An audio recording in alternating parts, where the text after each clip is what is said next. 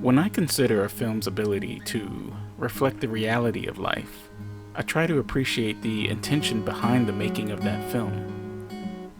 Some movies attempt to recreate a historical moment or event, while others are more biographical, highlighting the life and times of a public figure. Sometimes the intention is mockery, cloaked in shallow elements of satire or parody, or an attempt to replicate the socio-economic experience and relationships of the everyday man or woman, whoever that is. But occasionally, a movie is made with an overarching intention that is undermined by an alternative understanding which edges itself to the surface, a meaning that becomes the shadow of the original intention. That movie is Mi Familia, My Family, and I have a few reasons why it's worth a watch. The title of Gregory Nava's film is overly suggestive of the theme the movie sets to embark upon. An interview with the cast really hammers home the main focus of the story, so let's see if you can pick up on it. I felt that it would be marvelous to make a film, an epic film, about the growth of a family. Family. My family. Family. Family. Family. Family. The family, especially Latino family. Family. Or family. A Latin family. Hispanic family. Family. Family. At the forefront of Nava's intention is demonstrating the importance of family values and the significance of Chicano culture within an American family over the course of different generations and decades. It certainly helps that he uses an all-Latino cast, which authenticates the experiences portrayed throughout Mi Familia, an aspect that was overlooked by the makers of the Perez family, which released around the same time in 1995, but to far more disappointing critiques. Upon first viewing, Mi Familia seems contrived, as we're given few reasons why certain choices are made or how tensions escalated outside of the narrative. The Sanchez family goes from one dramatic event to the next, and, minor spoiler, everything ends up favorably. It's a feel-good type of narrative, but it does more than just portray the ups and downs of a Chicano household living in the barrios of East LA. This movie subverts the very essence of the theme it seeks to evoke by beginning its narration with a lie. The viewer is introduced to the world of the Sanchez family through Paco, the eldest sibling, as he recounts the story of his family and the various personalities of his family members. Paco's first recollection of his father, Jose, is a fabricated tale involving drama and suspense that never actually happened. This reveals a recurring aspect of one of Jose's character traits, as he tends to exaggerate and weave tall tales about his adventures when he was a young man. However, this untruthful introduction also establishes Paco as an unreliable narrator. We only know that the opening scene never happened because Paco says it didn't, but he never points out another false recollection for the remaining 2 hours of the movie. Paco's narration and storytelling is heavily dependent upon his own flawed memory.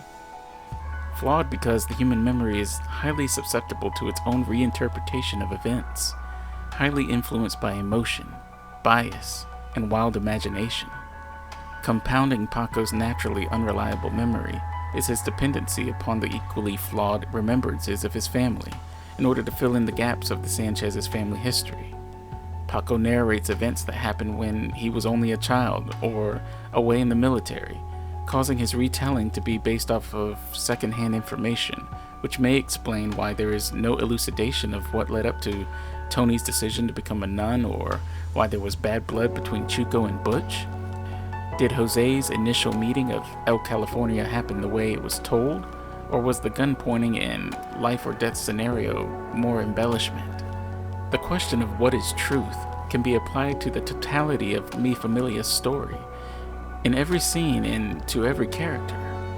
Despite the uncertainty of details and actualities within the experiences of the Sanchez family, the movie exposes deeper truths concerning the American family on a macro level, because the American experience isn't regulated and limited to one simple formula, ethnicity, or understanding. Mi Familia is very political. There's a scene where Jennifer Lopez's character, the matriarch Maria Sanchez, is herded onto a train along with many other Latinos and forcibly removed from the United States to Mexico, despite her being an American citizen. This occurrence in American history is a true event that happened during the Great Depression of the 1930s and would escalate years later into what the U.S. government termed Operation Wetback. The portrayal of a pregnant Maria's deportation almost 90 years ago is reflective of the immigration debate and happenings of our modern era. There is no definitive solution provided by the filmmaker, merely a representation of the consequences of the government's actions. The intent may have been to save American jobs for Americans, but the impact was a dissolution and fragmentation of American families. Maria's deportation leads to another subversion of the idea of a family's strength, which is the self-actualization of an individual's strength of will, the will to act, the will to accept responsibility, the will to determine one's own fate. The bonds of family are traditional, cozy, and all that feel-good stuff, but Mi Familia seems more concerned with individual growth, with knowing oneself. Jose was forced to leave his village by the only family he had because there wasn't enough resources to go around. He chose to make the year-long trek from Mexico to Los Angeles, California by foot, and was successful because of his own ambition. He found his place in this world through his own strong-willed determination, not because of familial bonds to lift him up. The same can be said of Maria, who must undertake a similar journey to find her way back to Jose and her home. She refuses to accept the deportation that left her in the heart of Mexico, and through her own self-reliance, she passes through perilous landscapes and avoids the near death of her son. No one else could have made these journeys for Jose and Maria, so they had to take it upon themselves, and through their own inner strength of will did they find a rewarding existence. The children display their own importance of individual growth that their parents and fellow siblings couldn't choose for them. Their life experiences are beset by the innate desire to be associated with something outside of oneself, even if that association is systemic control. Tony joins a nunnery, indicating one's symbiotic relationship to religion in its strictest form. But her individuality breaks free of the church's dogmatic restrictions. Her surprise to her parents is a revelation that one's identity must transcend commandments and doctrine by accepting the utmost importance of love for oneself. Mimo and the oldest sister use their strength of self to succeed in their careers, running a restaurant business and becoming a lawyer, two areas of employment that are neither easy to obtain nor easy to sustain. Chuco and Paco are the most similar because their individualism causes both brothers to make a choice that separates them from the family nucleus in order to find an association within which the very same individualism extends and merges into something beyond a sense of self. Chuco finds his sense of self in the street gangs, while Paco finds his in the Navy. The path Paco takes instills the discipline he will need to later become a writer, a profession which requires all the more discipline. However, Chuco's decision of losing his identity in the machismo rivalry of street warfare leads to lethal consequences. For a movie predicated on the idea of family, there is an exceptional amount of individuality explored throughout the story.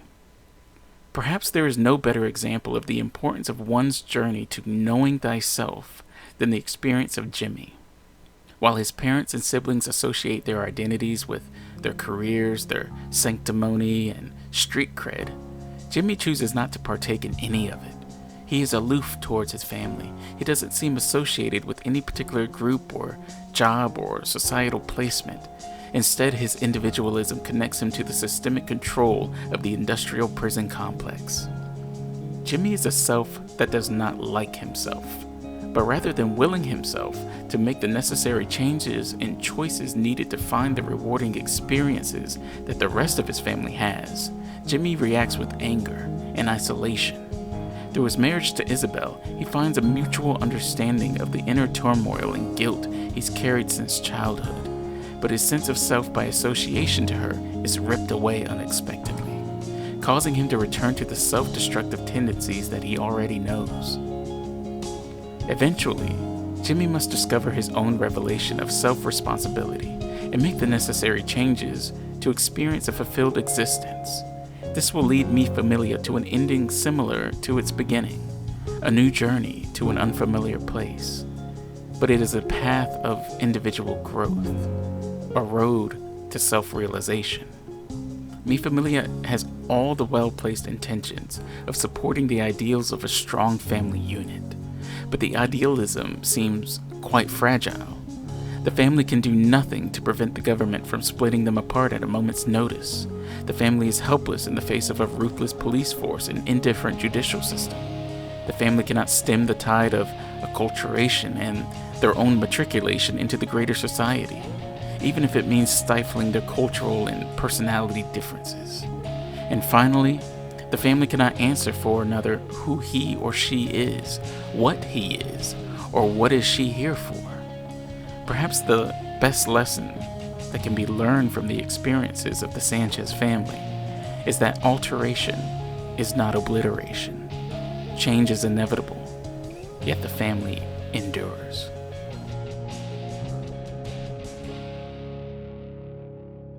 Take my review how you want it, but I like this movie.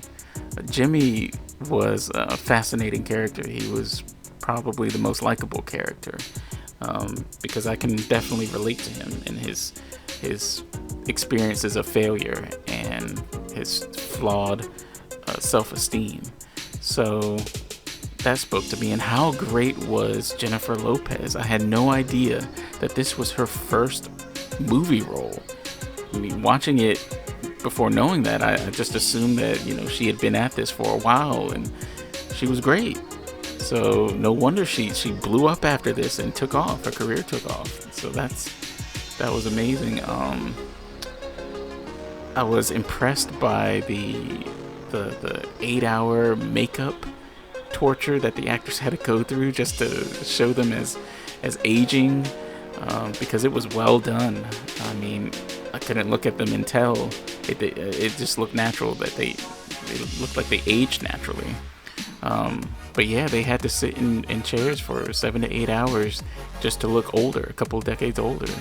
So Chuco reminds me of so much of the Chicano youth that I've watched in these other movies like Blood and American Me. And it's just a sad ending, just a sad tale of so much prospect, so much potential. Because you could tell he could have been possibly a great politician. I don't know. But he chose the life that he wanted, and he died how he lived. And it's just unfortunate that it had to be that way. I like the mythology within the family history. The father's telling of his adventures and experiences when he was traveling through Mexico or in the corn stalks. I mean, that reminds me so much of my own family, and just stories become so different and changed that they take on this legendary aspect even among our own generations. So that was fun and very true to life. I'm looking forward to more reviews, and I want to thank everyone for staying with the channel, for recommending this movie. Thank you for watching. I think I'm gonna take on a Bollywood film next time, and just to have a different aspect, just a different experience, and see where we go from there. Bye, guys.